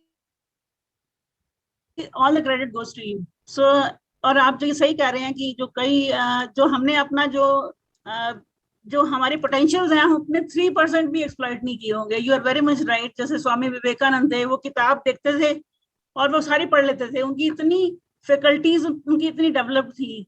So probably there is much to learn. There is a long way to go, and we are still at the basic level. Basic से भी basic वाले level पे ही हम अभी हैं. आप जैसे महानुभाव जो इतनी knowledge आपने gain करके और आप share कर रहे हो, at times I am surprised कि आप इतने अच्छे तरीके से कैसे आंसर दे देते हो हर चीज का. हर क्वेश्चन का आंसर आपके पास है. और वो मैडम शकुंतला भी जैसे परसों जो वो बात कर रही थी कि हम एजुकेशनिस्ट होते हुए भी हमारे पास कई बार जो है इन चीजों के आंसर्स नहीं होते, जो आप एकदम से वो हम सबको सॉल्यूशंस देते हो. तो no words to thank you sir. It's really beautiful. और मैडम यश का भी कंट्रीब्यूशन है, वो बिल्कुल इतना बढ़िया वो करवा रही हैं सर फिजिकल लेवल पे, और उनके जो इमोशनल लेवल पे, और उनके जो संगीत जो वो हमें सुना रहे हैं, आप लोग मिलके जो कर रहे हो. So this is really holistic development for all of us, and we all are so grateful to you. Question मेरे पास कोई नहीं है सर, मैं तो speechless हूँ. I don't have any question now at the moment. Thank you very much, Dr. Meena Malik, for such a nice experience. और एक तरह से आप भी जो है ना, आप क्या हम सब एवोल्यूशनरी स्पिरिचुअल एवोल्यूशन की यात्रा पर है. वैसा तो हम सारे ही बिगिनिंग में है सर. हम तो बिगिनिंग, हमारी तो बिगिनिंग है ये. I would say it's just the beginning. अभी तो हाँ जी. तो फिर भी हम सब निकले तो है ना, एक कदम उठाया है तो मंजिल पे भी पहुंचे हैं. Journey of 1000 miles starts with a single step. तो हमने वो सिंगल स्टेप तो लिया है, तो अब हम जो है मंजिल पर जरूर पहुंचेंगे, इसमें हमें कोई संदेह नहीं है. और संदेह ना होने का एक कारण और बहुत बड़ा है कि गॉड इज माय गाइड. परमेश्वर मुझे गाइड कर रहा है. तो हम मंजिल पे क्यों नहीं पहुंचेंगे? हम अपनी मंजिल पर जरूर पहुंचेंगे. और आप सबका साथ है, हमारा बड़ा ब्यूटीफुल कारवां है. हम सब मिलजुल के चल रहे हैं. उसमें मान लो कोई थोड़ा वीक भी हो तो कारवां में सब चल लेते हैं, एक दूसरे को उठा के भी चल पड़ते हैं, कहते हैं लेकिन किसी को पीछे नहीं छोड़ना है. तो ये बड़ी एक सुंदर हमारी यात्रा ये परमपिता परमात्मा ने ही शुरू करवाई है, और हम सब इसमें जुड़े हुए हैं. जैसे डॉक्टर DN गांधी जुड़े हुए हैं, वहाँ USA से रोज जुड़ते हैं. भले ही वहाँ अभी 1 महीना बता रहे थे, इनका मेरे पास फोन भी आया था एक दिन शाम को, और इन्होंने भी बहुत थैंक्स भी किया और कहा कि आपने बहुत अच्छी एक ये स्पिरिचुअल जो है जर्नी शुरू करवाई है सबसे. तो बहुत धन्यवाद कर रहे थे. डॉक्टर RJ शर्मा अपनी जो है स्पिरिचुअल इनपुट हमें देते रहते हैं टाइम पे, और इनके जो प्रश्न होते हैं वो सर हमें बड़ा अच्छा लगता है कि डॉक्टर RJ शर्मा भी हैं हमारे साथ, डॉक्टर गांधी हैं, सारे बड़े बड़े सर लोग हैं हमारे साथ, and so much to learn from them. हाँ, कई बार डॉक्टर तनेजा भी जुड़ते हैं हमारे साथ, हमें बड़ा अच्छा लगता है. मैडम भी जुड़ते हैं. तो ऐसे हमारे साथ और भी प्रोफेसर हैं. प्रोफेसर गर्ग हैं मेरठ से, प्रिंसिपल साइंटिस्ट रिटायर्ड, वो भी जुड़ते हैं. और उनको इस वक्त बड़े डिवाइन एक्सपीरियंसेस हो रहे हैं.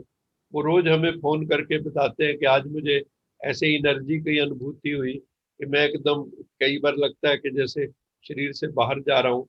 तो बड़े एक डिवाइन एक्सपीरियंस है. हमें भी सुन के जो है ना थ्रिल होती है अंदर, एकदम लगता है कि वाह क्या बात है. तो ऐसे और भी कई आत्माएं हैं जो बहुत ही एक अच्छी यात्रा पर हैं. बहुत सुंदर सुंदर अनुभव सबको हो रहे हैं, और इंटेलेक्चुअली भी कई चीजें हमें क्लियर हो रही हैं. और हम सब आपस में तो जुड़े ही हुए हैं, आपस में प्रेम भाव तो है ही. और अगर हम इस चीज में सक्षम हो जाते हैं, जैसे आपने कहा है कि वेर एवर वी आर, जहाँ भी हम हैं, नौकरी कर रहे हैं, घर पे हैं, ऑफिस में हैं, प्राइवेट सर्विस में हैं, कहीं पे भी हैं, वहां अगर हमने ज्योत जला दी, हमने ज्ञान की रोशनी दे दी, कहते हैं सूरज ना बन पाए तो बन के दीपक जलता चल। अगर सूरज नहीं बन सके, दीपक ही बन गए, तो भी जो है कुछ रोशनी तो हम फैलाएंगे ही ना। तो हर कोई अगर हम इस तरह से रोशनी फैलाते रहेंगे तो बहुत सुंदर दुनिया आएगी, मुझे पूरा विश्वास है। और भगवान हमें रोज कहता है कि बच्चे, ये दुनिया किससे आएगी? ये नरक बनाया तो किसने बनाया, अब स्वर्ग बनाएगा तो कौन बनाएगा? हमारी थिंकिंग से ही सारी चीजें हुई। आज हम जो है ज्यादातर नेगेटिव थिंकिंग, उल्टी थिंकिंग, इस टाइप की वेस्टफुल थिंकिंग, गॉसिपिंग और बैक बाइटिंग, इन चीजों में बहुत चले गए। एक दूसरे को नीचा दिखाने की कोशिश करने लगे, और ना क्रैब कल्चर हम लोगों ने अडॉप्ट कर लिया, ना आगे बढ़ सके तो दूसरों को भी नीचे खींच लो। तो वो उन सारी चीजों से हमें मुक्त जो है होना पड़ेगा।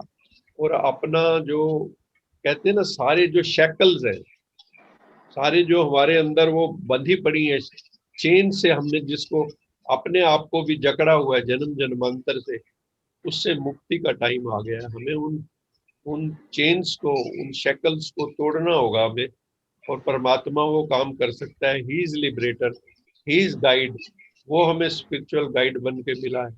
और मैं मेडिटेशन में सुबह हम 3 बजे आजकल बैठते हैं, तो 3 बजे जब बैठते हैं तो कई बार पता ही नहीं रहता कहाँ गए, गुम हो जाते हैं जैसे।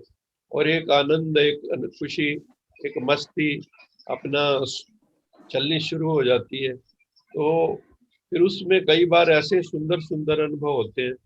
मैं जब फोन आते हैं कईयों के ना, मैं बता नहीं सकता, आंखों में आंसू आ जाते हैं। जो कई लोग अनुभव सुनाते हैं ना, इतने सुंदर सुंदर, तो थैंक्स निकलता है परमात्मा का मन से, खूब थैंक्स निकलता है। तो बड़ा अच्छा लगा, आपने बहुत ही सुंदर शब्दों में अपनी अभिव्यक्ति की। तो अभी और हम प्रश्न ले सकते हैं। डॉक्टर साहब, प्रश्न नहीं है, एक सजेशन है कि जैसे डॉक्टर मीना मलिक ने भी कहा और लोग भी समझते हैं कि आपकी जो बातें होती हैं वो काफी अपर लेवल की होती हैं, if not at the highest level. लेकिन क्या होता है कि हम आपसे सीखते हैं, सुनते हैं, तो कुछ समय के बाद उसको अपने जीवन में उतार नहीं पाते हैं। तो वो जो बीच में गैप है, उसको कैसे हम लोग कन्वर्ट करें, उसको कैसे करें? क्योंकि मैं समझता हूँ हम जो भी कुछ लाइफ में सीख रहे हैं वो हम अपनी ज्ञानेंद्रियों से सीख रहे हैं, या तो हम कुछ पढ़ते हैं या सुनते हैं या देखते हैं। तो ये this is only a learning. तो what we learn is just learning only, but how to convert that learning into wisdom, वो एक बड़ा इंपॉर्टेंट चीज है। तो लर्निंग से कंसेप्शन जो है, what we conceive is wisdom actually, तो वो कैसे पहुंचा जाए? जी जी जी। क्योंकि आप ये कहते तो हैं कि ये ज्ञान कक्षा है, लेकिन मुझे लगता है कि ये ज्ञान कक्षा का एक लेसन है जी वो जो हमें आपसे मिलता है, उस लेसन को किस तरह से विजडम में कंसीव किया जाए, जी जी। वो एक गैप है, वो कैसे किया? हाँ, वो मैंने कल भी बताया था, आज उसको और क्लियर करते हैं कि ये स्टेजेस हैं। श्रवण तो पहली स्टेज है कि हमने सुना या कहीं पढ़ भी लिया, किसी भी तरीके से हमारे पास कोई इंफॉर्मेशन आई, उसको नॉलेज तक ले जाना है। वो होता है जब तक एक्सपीरियंस में ना आए। तो वो कहते हैं कि एक्सपीरियंस कैसे बनेगा? Experience is the cumulative effect of thinking, feeling and doing. जब तक हमने जो चीज सुनी है, हमारी थिंकिंग में आई, उसको हमने अनुभव भी किया, फील भी किया, और उसको प्रैक्टिकल में भी किया। इसी को शास्त्रों में कहा कि श्रवण, फिर मनन, फिर निध्यासन। अब हमने अगर सुन लिया और उसको हमने मनन नहीं किया, उसके ऊपर सोचा नहीं, क्योंकि हरेक को अपने ढंग से सोचना है, पॉइंट वही होगा। लेकिन हरेक की रिसेप्टिविटी, हरेक की सेंसिटिविटी अलग अलग है। हरेक खड़ा भी अलग अलग जगह पे है, हरेक की चेतना की यात्रा भी अलग अलग है। तो हरेक को उसको अपने ढंग से पकड़ के और उसको रिवाइज करना है रोज। जैसे हम बच्चों को पहले कहते थे ना कि उसको रिवाइज करो, पाठ पक्का करो, पाठ पक्का करो। एक है उस पाठ को पक्का जब हम करते हैं ना, तो धीरे धीरे हमारी कॉन्शियसनेस में डेंट बनाता है। हमारी चेतना में वो डेंट बनाता है। सत्संग रोज करने को क्यों कहते हैं? सारे ही जो महापुरुष हैं वो ये ये नहीं कहते कि आप जो है कभी कभी कर लिया करो। वो कहते हैं सत्संग रोज करो। क्यों? धीरे धीरे धीरे धीरे। आज कोई बात अंदर लगी, दिल में जब तक कोई तीर की तरह नहीं लगता ना, वो बात घर नहीं करती। जैसे हमें किसी की बुरी बात तीर की तरह जब दिल में लग जाती तो हमारा एक्शन क्या होता है? We maintain distance from that person. इसी तरह कोई बात हमें भगवान की, आध्यात्म की, स्पिरिचुअलिटी की दिल में लग जाए किसी दिन, उसके बाद जिंदगियां बदल जाती हैं। उसके बाद एक्शन ओरिएंटेड अप्रोच अपने आप ही आने लगती है। तो हम लोगों के भी भीतर, हम लोग जैसे हम श्रवण करते हैं उसके ऊपर हमारा इंडिविजुअल लेवल पे र्यूमिनेशन कितना है।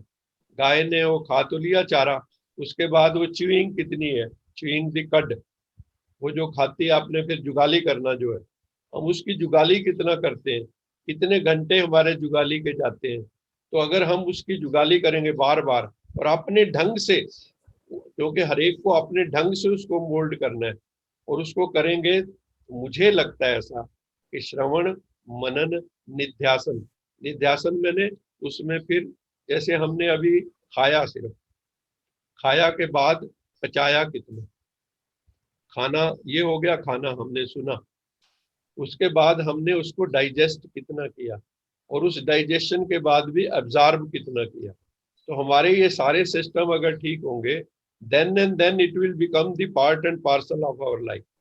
Otherwise no. कहीं पे भी अगर बीच में प्रॉब्लम है, डाइजेशन में प्रॉब्लम है, यहाँ पे हमारा मान लो सैलिवेशन प्रॉपर नहीं है, सलीवा नहीं बनता है, तो कहीं पे भी वो प्रॉब्लम हो सकती है। और वो इंडिविजुअल लेवल की है, हर एक को हम लोग उसमें सिर्फ बता सकते हैं, हर एक को ढालना अपने ढंग से है और अपनी नीड के मुताबिक उसको ढालना है। तो उसमें मेरा ये इसमें कहना है कि रिवीजन हमें बहुत जरूरी है। जो हम सुनते हैं बार बार, उसका अगर हम रिवीजन करते रहते हैं, वो पक्का हो जाता है अंदर, चेतना के अंदर वो पक्का हो जाता है, वो चेतना में अब्जॉर्ब हो जाता है। इसलिए लोग क्या कहते हैं कि ज्ञान को कंठ नहीं करो, कंठस्थ नहीं करो, हृदयस्थ करो।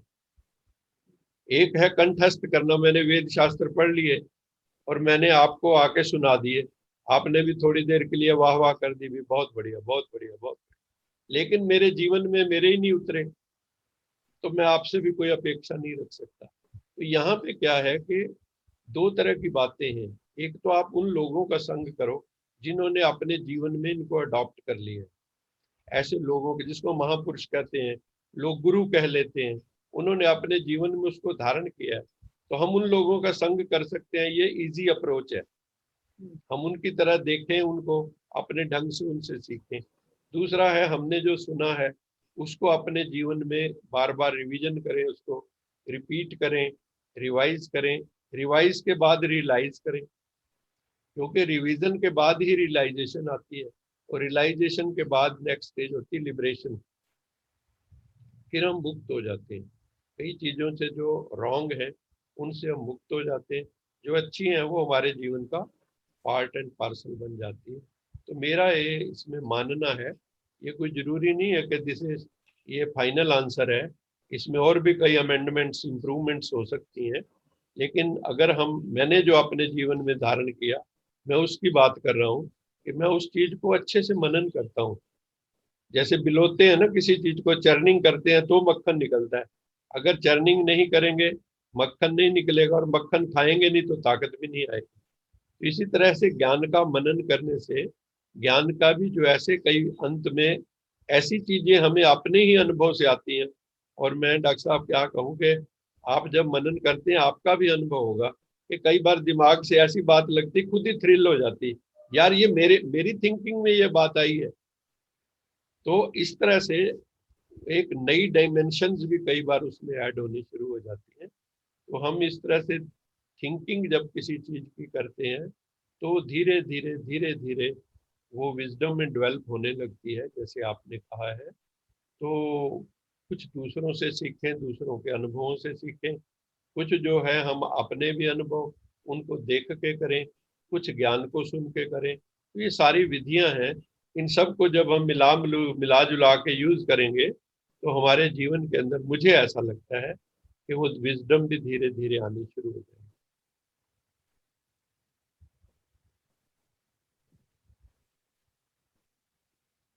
Thank you sir. क्या समय हो गया? 6:31 सर।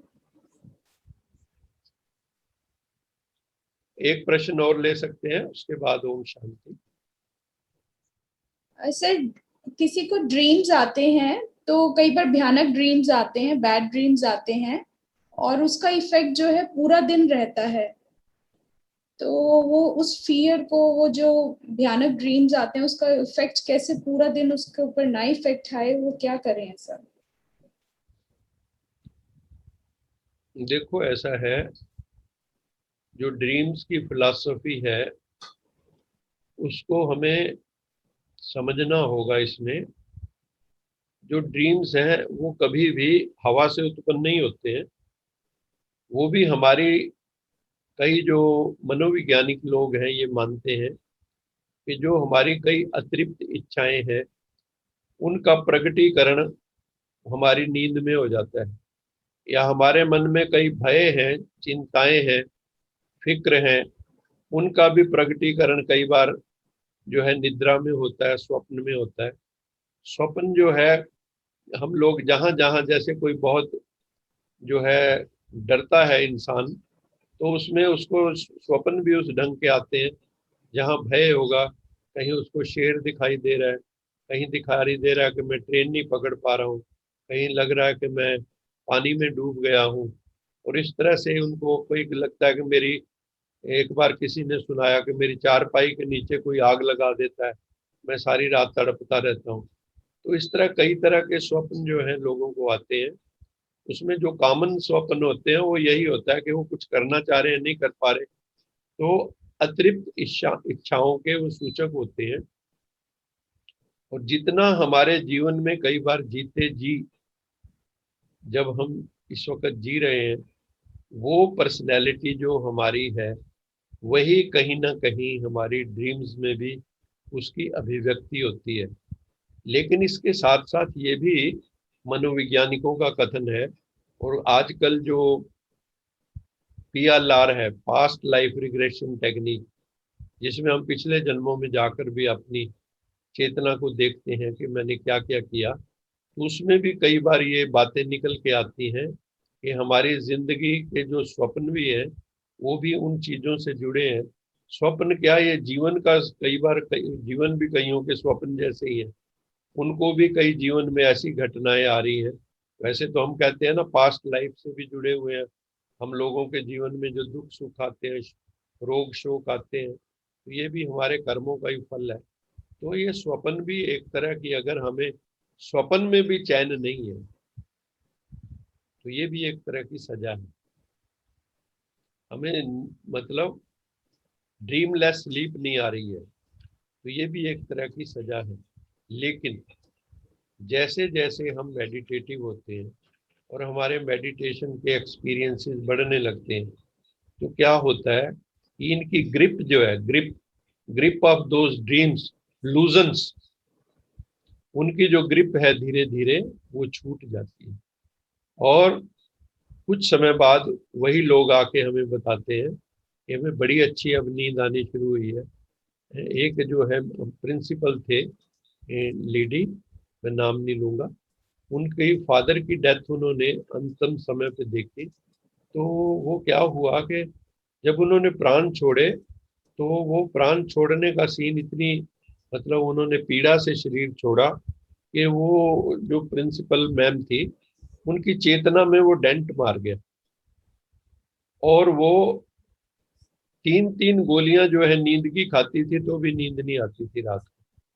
तो हम लोगों ने एक बार 21 डे शिविर लगाया मेडिटेशन का, तो उसमें वो आत्मा आने लगी। तो हम लोगों ने जब उनको मेडिटेशन सिखाया तो लगभग 18 दिन के बाद उसने आके हमें एक खुशखबरी दी कि सर, विदाउट मेडिसिन अब मैं रात को सो सकती हूँ, और मुझे अब कोई ड्रीम भी नहीं आते, नहीं तो मुझे बहुत ड्रीम आते थे। तो कहने का तात्पर्य सिंपली ये है कि when we become meditative, when we हम और अपनी ये बात जो है ना शेयर भी करते रहते हैं और अपने को पकड़ छोड़ देते हैं, हमने कई बार रिलीज नहीं करते। हमने ऐसे लोगों को देखा है कि they are self conscious people और वो रिलीज नहीं करते हैं अपने आप को, लेट गो नहीं करते कई चीजों को। तो जब हम लेट गो करते हैं, रिलीज करते हैं, मेडिटेटिव हो जाते हैं, अपनी भावनाओं का कैथारसिस करते हैं, उनको निकलने देते हैं, उनको विटनेस होके देखते हैं, साक्षी होके देखते हैं, तो एक दिन आता है कि आपको ड्रीम जो है आने कम हो जाते हैं।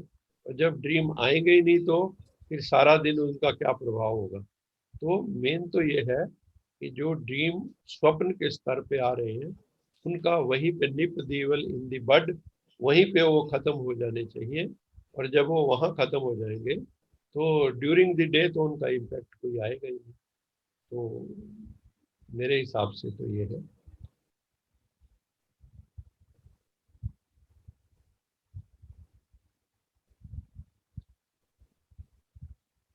चलो थैंक यू आ गया है कि थैंक यू सर। तो मैं जो है आप सबका बहुत बहुत धन्यवादी हूँ। हम सब मिलकर 3 बार लोका समस्ता सुखिनो भवन्तु, मुझे बड़ा आनंद आया। बहुत अच्छे अच्छे क्वेश्चन आज जो है हम सब ने सुने। इस तरह से सबको पार्टिसिपेट करना चाहिए। टुडे क्वेश्चंस जो लेवल था इट वाज क्वाइट हाई, मुझे बड़ा आनंद आया।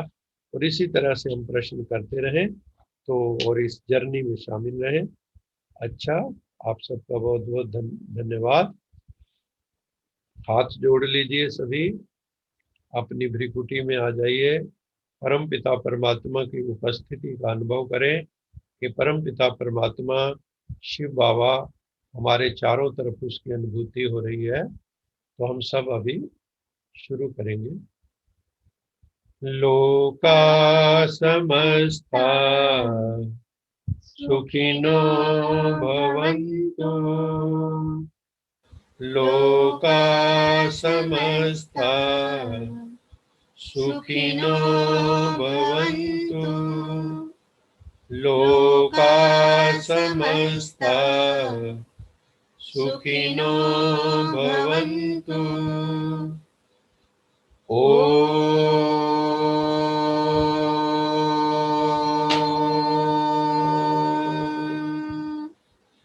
शांति शांति शांति। आप सबका पुनः धन्यवाद। ओम शांति। God bless you all. जो भी आत्माएं उपस्थित हुई हैं आप सबका बहुत बहुत धन्यवाद, साधुवाद। इसी तरह शामिल होते रहें इस जर्नी में, स्पिरिचुअल जर्नी में, और अपने जीवन को हम सब मिलकर सुंदर बनाएं। एक बार पुनः साधुवाद, बहुत बहुत धन्यवाद। ओम शांति। God bless you all.